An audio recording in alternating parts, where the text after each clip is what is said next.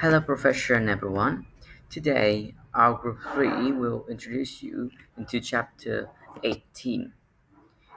Now, every day, whether you notice or not, brands are fighting to win your attention, your loyalty, and your money.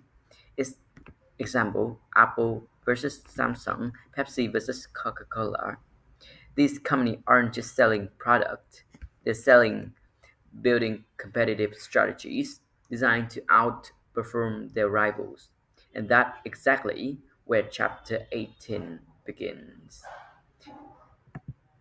And chapter 18 starts with a simple question: why do some companies win while others disappear? And that's exactly where chapter 18 gonna lead us to understanding the unseen battle of brands. In a fast changing world, companies can survive by luck. They survive by building a real competitive advantages.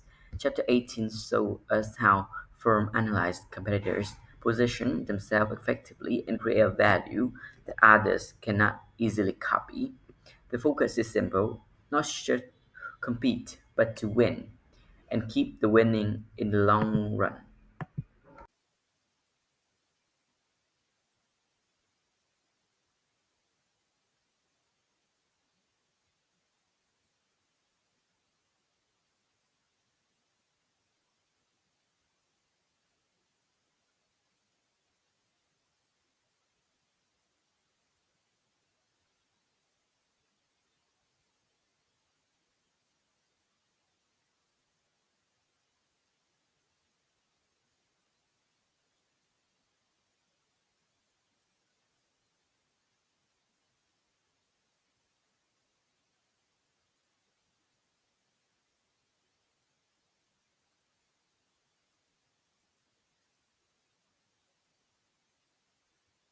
Companies must create more customer value than their rivals. The chapter identifies four main competitive positions. A market leader holds the biggest share and usually sets the pace in the industry. A market challenger tries to take the leader's positions with strong, aggressive strategies. A market follower chooses to imitate or adapt the leader instead of competing directly, or a market niche focuses on small specialized segments that bigger companies overlook. The key message is that each position requires a different strategy. Companies must choose the approach that best fits their strengths, resource, and the value they want to deliver. Market leaders focus on expanding total demand, protecting their current share, and finding ways to grow it. Market challengers use attack strategy, either direct attacks on the leader or indirect approaches aimed to weaknesses or smaller segments. Market followers avoid heavy competition by following proven strategies, either closely or at a comfortable distance. Finally, market niches specialize in serving narrow, unique market segments extremely well and allowing them to avoid big competitor. Overall, each position use a different strategy to create value and stay competitive, depending on its goal and capability. Hello, Professor. Today I will talk about Objective 3, balancing customer and competitor orientations. No matter whether a company is a leader, challenger, and follower or niche, it must monitor competitors closely and develop effective marketing strategies. At the same time, companies must adapt to a fast-changing environment. The goal is a balanced focus on customer and competitors to sustain long-term success. The next is evolving company orientations. There are four main company orientations. Firstly, product orient is focused on product quality, often ignoring customer and competitors. Secondly, customer orient is focused on satisfying customer needs, building loyalty. Thirdly, competitor orient tracks competitors' move, but can be too reactive. Fourthly, market-oriented balances both customer and competitors focus, delivering more value than competitors. and result modern companies should aim to market orient to remain competitive and innovative. And finally, comparison and conclusions. To summarize, competitor center understand values, but may ignore customer, and customer center build loyalty, but may overlook competitors. And market center balance both creating innovation and sustainable advantage, but require continuous analysis and include balancing customer and competitor focus is essential for success in today's fast-changing market.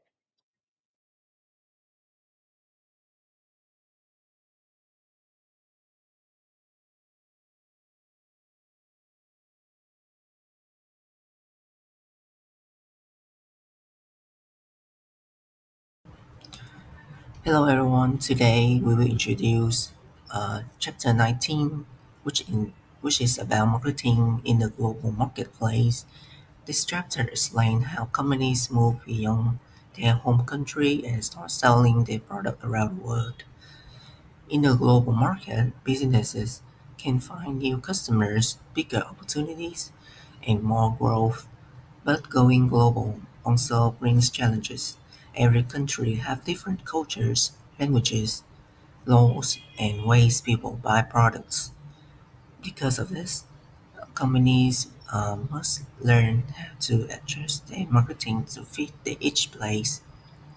The chapter also shows us the big decisions companies must make to when they go international, such as which countries to enter, how to enter them, and how much to adapt their products and promotion for local markets.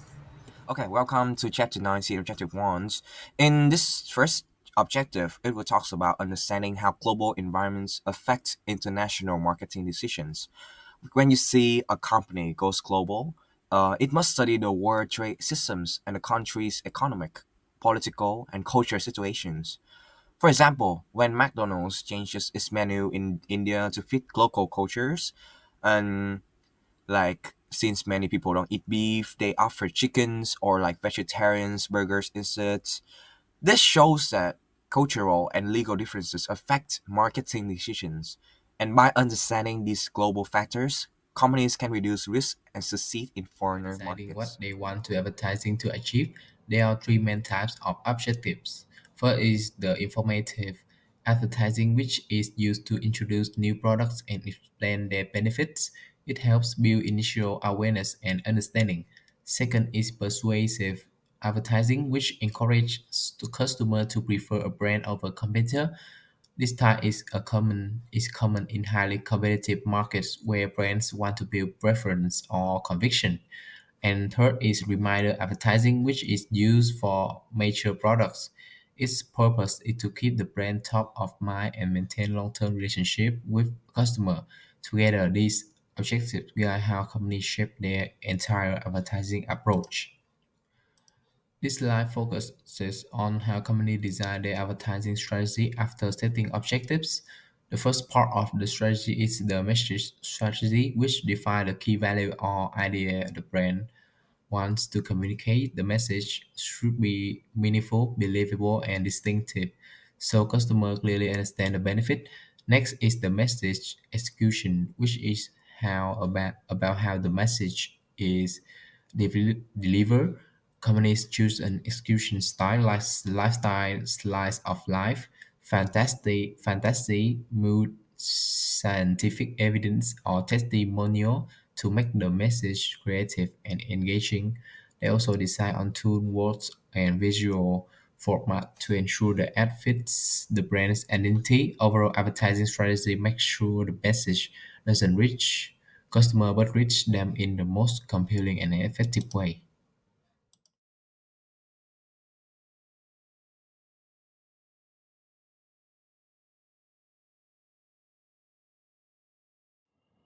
So now is objective 3, deciding on the global marketing program. Let's start with distribution and pricing in international marketing. First, we have the global value delivery network. This network is divided into two main parts: channels between countries, which deal with shipping, customs, and cross-border logistics; channels within countries, which move products from the entry point to the final consumers. The main challenge here is to hush difference in infrastructure and retail systems among countries. In some developing markets, large retail chains may not exist, so companies need to find creative ways to distribute their products. A great example is Nestle Amazon both in Brazil, a floating supermarket that travels along the Amazon River to deliver products to local communities. This shows how companies can innovate to reach consumers in remote areas. Next, let's talk about pricing decisions. Selling products internationally often leads to higher costs due to transportation, taxes, and intermediaries. That's why prices in foreign markets are usually higher than at home. To set the right price, companies must consider real costs and local regulations while still staying competitive. Now let's move on to global marketing strategies. Should a company standardize or adapt? Standardized marketing means using one global marketing mix the same four P's across all markets. The benefit is that it saves costs and keeps the brand image consistent worldwide. On the other hand, adaptive marketing means changing the four P's: product, price, place, and promotion to fit its local market. This is more suitable when cultures, needs, and market conditions are very different. So, in short, companies must decide: should we go global with one plan or tailor to each country? Examples of adaptation: 7-Eleven adapts strongly to local cultures. In Japan, for example, it offers local food, bill payment services, and other conveniences that match daily life there. L'Oreal also adapts both products and advertising to fit women's beauty preferences in different regions: area, Europe, and Let's look at 5 strategies for products and communication in global markets. First, string extension: no change in product or message, like Coca-Cola or the iPhone. Second, communication adaptation: the product stays the same, but the message is adjusted for local culture. For example, KFC keeps the same menu but adapts its advertising in each country. Third, product adaptation: the product is modified for local preferences, but the advertising stays the same, such as McDonald's offering items like McSpicy or teriyaki burgers in Asia. For dual adaptation, both the product and communication are changed to fit the market. For example, Nescafe adjusts both coffee flavors and ads campaigns for different regions. Finally, product invention: a completely new product is created specifically for a region market, like Motorola developing low-cost phones for developing countries. These strategies help companies balance global efficiency with local relevance. Objective 19 explain 3 forms of international marketing organizations.